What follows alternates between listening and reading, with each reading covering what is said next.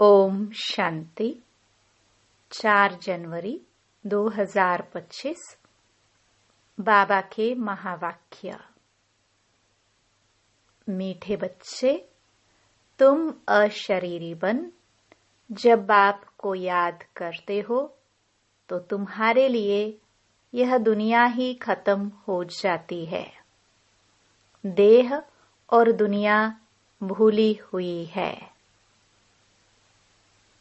प्रश्न।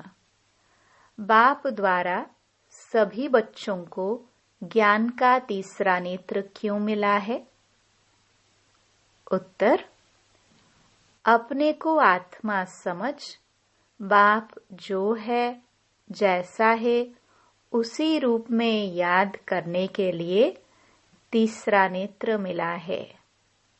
परंतु यह तीसरा नेत्र काम तब करता है जब पूरा योग युक्त रहे, अर्थात एक बाप से सच्ची प्रीत हो, किसी के नाम रूप में लटके हुए न हो। माया प्रीत रखने में ही विघ्न डालती है। इसी में बच्चे धोखा खाते हैं। गीत। मरना तेरी गली में। ओम शांति। सिवाय तुम ब्राह्मण बच्चों के इस गीत का अर्थ कोई समझ ना सके।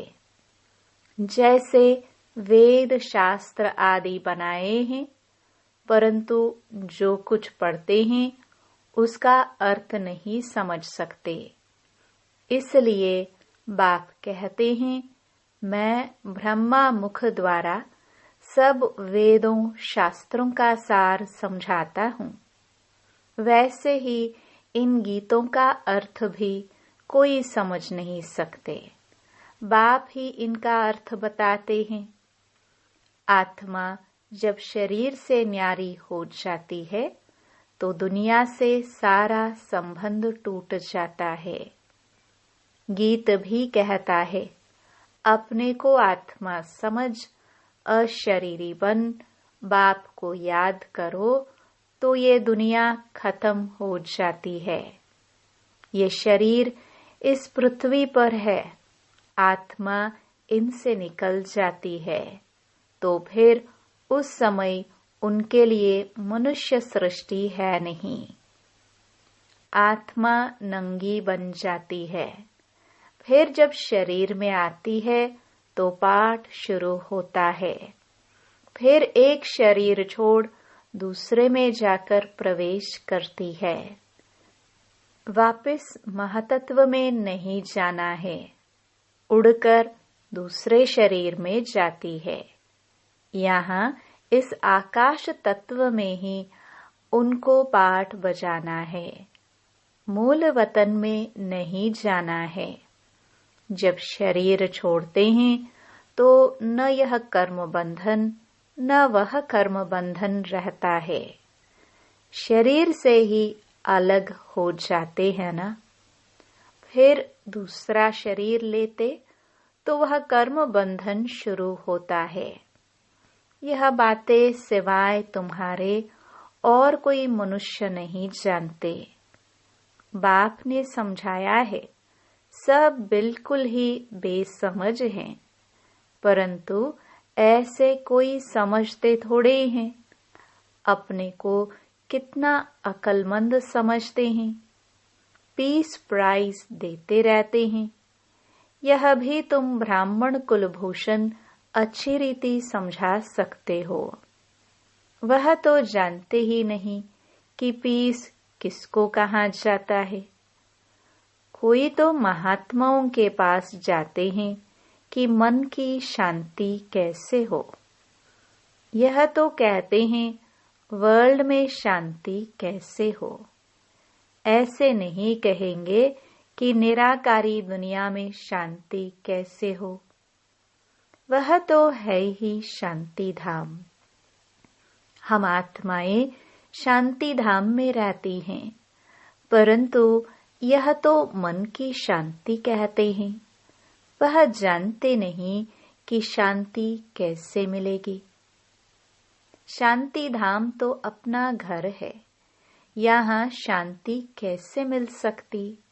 हाँ, सतयुग में सुख, शांति, संपत्ति सब हैं, जिसकी स्थापना बाप करते हैं। यहाँ तो कितनी अशांति है, यह सब अब तुम बच्चे ही समझते हो। सुख, शांति, संपत्ति भारत में ही थी। वह वर्षा था बाप का, और दुख, अशांति, कंगालपना यह वर्षा है रावण का। ये सब बातें बेहद का बाप बैठ बच्चों को समझाते हैं। बाप परम धाम में रहने वाला नॉलेजफुल है, जो सुखधाम का हमको वर्षा देते हैं। वह हम आत्माओं को समझा रहे हैं। यह तो जानते हो, नॉलेज होती है आत्मा में, उनको ही ज्ञान का सागर कहा जाता है। वह ज्ञान का सागर इस शरीर द्वारा वर्ल्ड की हिस्ट्री, ज्योग्राफी समझाते हैं। वर्ल्ड की आयु तो होनी चाहिए ना, वर्ल्ड तो है ही, सिर्फ नई दुनिया और पुरानी दुनिया कहा जाता है। यह भी मनुष्यों को पता नहीं। न्यू वर्ल्ड से ओल्ड वर्ल्ड होने में कितना समय लगता है।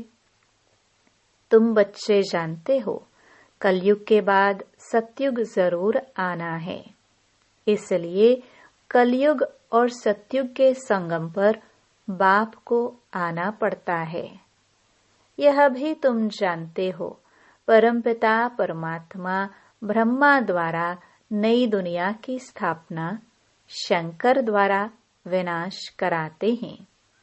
त्रिमूर्ति का अर्थ ही यह है, स्थापना, विनाश, पालना। यह तो कॉमन बात है, परंतु यह बातें तुम बच्चे भूल जाते हो। नहीं तो तुमको खुशी बहुत रहे। निरंतर याद रहनी चाहिए, बाबा हमको अब नई दुनिया के लिए लायक बना रहे हैं। तुम भारतवासी ही लायक बनते हो, और कोई नहीं। हाँ, जो और धर्मों में कन्वर्ट हो गए हैं वह आ सकते हैं, फिर इसमें कन्वर्ट हो जाएंगे जैसे उसमें हुए थे। ये सारी नॉलेज तुम्हारी बुद्धि में है। मनुष्यों को समझाना है, यह पुरानी दुनिया अब बदलती है। महाभारत लड़ाई भी जरूर लगनी है। इस समय ही बाबा आकर राजयोग सिखलाते हैं। जो राजयोग सीखते हैं वह नई दुनिया में चले जाएंगे। तुम सबको समझा सकते हो कि ऊंच ते ऊंच है भगवान, फिर ब्रह्मा, विष्णु, शंकर। फिर आओ यहाँ, मुख्य है जगदम्बा, जगत पिता। बाप आते भी यहाँ हैं, ब्रह्मा के तन में। प्रजापिता ब्रह्मा तो यहाँ है ना। ब्रह्मा द्वारा स्थापना सूक्ष्म वतन में तो नहीं होगी ना, यहाँ ही होती है। यह व्यक्त से अव्यक्त बन जाते हैं। यह राजयोग सीख फिर विष्णु के 2 रूप बनते हैं। वर्ल्ड की हिस्ट्री, ज्योग्राफी समझनी चाहिए ना, मनुष्य ही समझेंगे। वर्ल्ड का मालिक ही वर्ल्ड की हिस्ट्री, ज्योग्राफी समझा सकते हैं। वह नॉलेजफुल, पुनर्जन्म रहित है। यह नॉलेज किसकी बुद्धि में नहीं है, परखने की भी बुद्धि चाहिए ना। कुछ बुद्धि में बैठता है या ऐसे ही है, नब्ज देखनी चाहिए। एक अजमल खा नामी ग्रामी वैद्य होकर गया है। कहते हैं देखने से ही उनको बीमारी का पता पड़ जाता था। अब तुम बच्चों को भी समझना चाहिए कि यह लायक है या नहीं। बाप ने बच्चों को ज्ञान का तीसरा नेत्र दिया है, जिससे तुम अपने को आत्मा समझ बाप जो है जैसा है उसको उसी रूप में याद करते हो। परंतु ऐसी बुद्धि उनकी होगी जो पूरा योग युक्त होंगे, जिनकी बाप से प्रीत बुद्धि होगी। सब तो नहीं है ना, एक दो के नाम रूप में लटक पड़ते हैं। बाप कहते हैं प्रीत तो मेरे साथ लगाओ ना। माया ऐसी है जो प्रीत रखने नहीं देती है। माया भी देखती है, हमारा ग्राहक जाता है तो एकदम नाक कान से पकड़ लेती है। फिर जब धोखा खाते हैं तब समझते हैं माया से धोखा खाया। माया जीत जगत जीत बन नहीं सकेंगे, ऊंच पद पा नहीं सकेंगे, इसमें ही मेहनत है। श्रीमत कहती है मामेकम याद करो तो तुम्हारी जो पतित बुद्धि है वह पावन बन जाएगी। परंतु कईयों को बड़ा मुश्किल लगता है।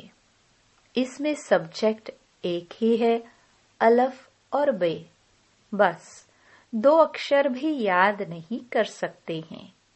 बाबा कहे अलफ को याद करो, फिर अपनी देह को, दूसरे की देह को याद करते रहते हैं। बाबा कहते हैं देह को देखते हुए तुम मुझे याद करो। आत्मा को अब तीसरा नेत्र मिला है, मुझे देखने समझने का। उससे काम लो। तुम बच्चे अभी त्रिनेत्री त्रिकालदर्शी बनते हो, परंतु त्रिकालदर्शी भी नंबरवार है। नॉलेज धारण करना कोई को मुश्किल नहीं है। बहुत ही अच्छा समझते हैं, परंतु योग बल कम है। देही अभिमानीपना बहुत कम है। थोड़ी बात में क्रोध गुस्सा आ जाता है, गिरते रहते हैं, उठते हैं, गिरते हैं। आज उठे कल फिर गिर पड़ते हैं। देह अभिमान मुख्य है। फिर और विकार लोभ मोह आदि में फंस पड़ते हैं। देह में भी मोह रहता है ना। माताओं में मोह जास्ती होता है। अब बाप इससे छुड़ाते हैं। तुमको बेहद का बाप मिला है, फिर मोह क्यों रखते हो? उस समय शक्ल बातचीत ही बंदर मिसल हो जाती है। बाप कहते हैं नष्टो मोहा बन जाओ, निरंतर मुझे याद करो। पापों का बोझा सिर पर बहुत है, वह कैसे उतरे? परंतु माया ऐसी है, याद करने नहीं देगी। भल कितना भी माथा मारो, घड़ी घड़ी बुद्धि को उड़ा देती है। कितनी कोशिश करते हैं हम मोस्ट बिलवड बाबा की ही महिमा करते रहें। बाबा बस आपके पास आए कि आए, परंतु फिर भूल जाते हैं, बुद्धि और तरफ चली जाती है। यह नंबर 1 में जाने वाला भी पुरुषार्थी है ना। बच्चों की बुद्धि में यह याद रहना चाहिए कि हम गॉड फादरली स्टूडेंट हैं। गीता में भी है भगवान वाच्य, मैं तुमको राजाओं का राजा बनाता हूँ। सिर्फ शिव के बदले श्री कृष्ण का नाम डाल दिया है। वास्तव में शिव बाबा की जयंती सारी दुनिया में मनानी चाहिए। शिव बाबा सबको दुख से लिबरेट कर गाइड बन ले जाते हैं। यह तो सब मानते हैं कि वह लिबरेटर गाइड है। सबका पतित पावन बाप है। सबको शांति धाम सुख धाम में ले जाने वाला है। तो उनकी जयंती क्यों नहीं मनाते हैं? भारतवासी ही नहीं मनाते हैं। इसलिए ही भारत की यह बुरी गति हुई है। मौत भी बुरी गति से होता है। वह तो बॉम्ब्स ऐसे बनाते हैं, गैस निकला और खलास, जैसे क्लोरोफॉर्म लग जाता है। यह भी उन्हों को बनाने ही है। बंद होना इम्पॉसिबल है। जो कल्प पहले हुआ था सो अब रिपीट होगा। इन मुसलों और नेचुरल कैलामिटीज से पुरानी दुनिया का विनाश हुआ था, सो अभी भी होगा। विनाश का समय जब होगा, ड्रामा विनाश जरूर कराएगा। रक्त की नदियां यहाँ बहेंगी। सिविल वॉर में एक दो को मार डालते हैं ना। तुम्हारे में भी थोड़े जानते हैं कि यह दुनिया बदल रही है। अब हम जाते हैं सुखधाम, तो सदैव ज्ञान के अतीन्द्रिय सुख में रहना चाहिए। जितना याद में रहेंगे उतना सुख बढ़ता जाएगा। चीची देह से नष्टो मोहा होते जाएंगे। बाप सिर्फ कहते हैं अलफ को याद करो तो बे बादशाही तुम्हारी है। सेकंड में बादशाही। बादशाह को बच्चा हुआ तो गोया बच्चा बादशाह बनाना। तो बाप कहते हैं मुझे याद करते रहो और चक्र को याद करो तो चक्रवर्ती महाराजा बनेंगे। इसलिए गाया जाता है सेकंड में जीवन मुक्ति, सेकंड में बेगर टू प्रिंस। कितना अच्छा है। तो श्रीमत पर अच्छी रीति चलना चाहिए। कदम कदम पर राय लेनी होती है। बाप समझाते हैं मीठे बच्चे, ट्रस्टी बनकर रहो तो ममत्व मिट जाए। परंतु ट्रस्टी बनना मासी का घर नहीं है। यह खुद ट्रस्टी बने हैं, बच्चों को भी ट्रस्टी बनाते हैं। ये कुछ भी लेते हैं क्या? कहते हैं तुम ट्रस्टी हो, संभालो। ट्रस्टी बने तो फिर ममत्व मिट जाता है। कहते भी हैं ईश्वर का सब कुछ दिया हुआ है। फिर कुछ नुकसान पड़ता है या कोई मर जाते हैं तो बीमार हो पड़ते हैं। मिलता है तो खुशी होती है, जबकि कहते हो ईश्वर का दिया हुआ है तो फिर मरने पर रोने की क्या दरकार है। परंतु माया कम नहीं है। मासी का घर थोड़े ही है। इस समय बाप कहते हैं तुमने हमको बुलाया है कि इस पतित दुनिया है, हम नहीं रहना चाहते हैं। हमको पावन दुनिया में ले चलो, साथ ले चलो। परंतु इसका अर्थ भी समझते नहीं। पतित पावन आएगा तो जरूर शरीर खत्म होंगे ना, तब तो आत्माओं को ले जाएंगे। तो ऐसे बाप के साथ प्रीत बुद्धि होनी चाहिए। एक से ही लव रखना है, उनको ही याद करना है।